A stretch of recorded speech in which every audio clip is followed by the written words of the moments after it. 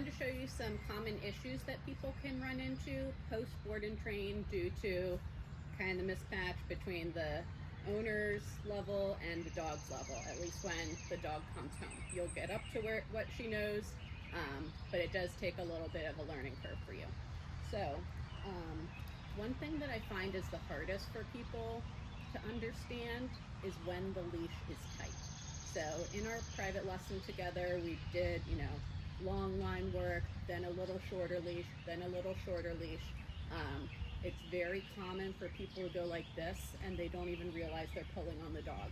So I intentionally have a short leash today to kind of trick myself into having a shorter leash.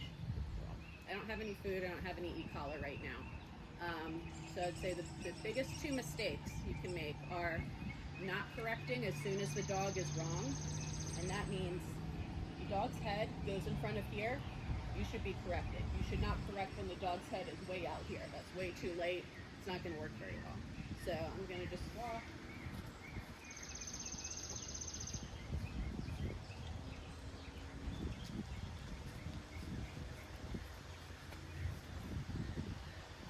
Like that, way too late.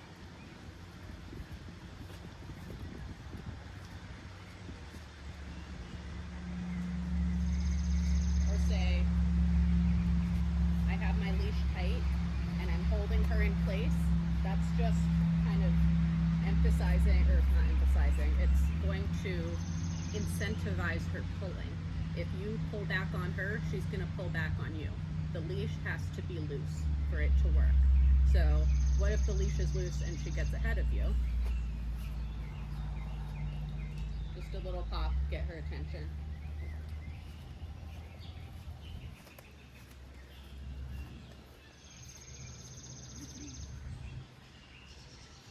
She fixed herself there. She looked at me and was like, hey, am I supposed to be here?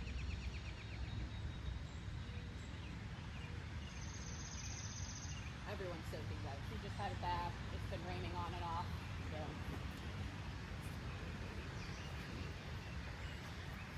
So these are the two things to avoid.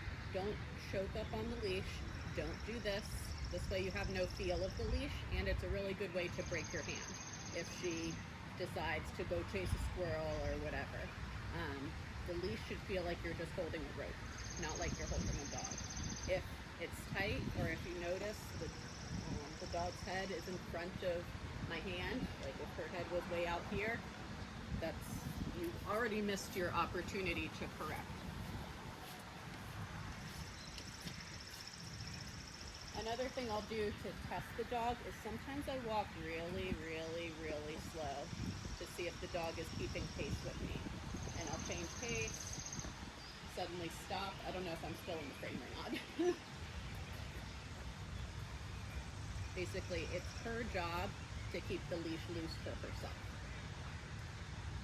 And she does that by paying attention to you, because if she doesn't really know where you are because the leash is loose, you're not holding her there, she has to pay attention.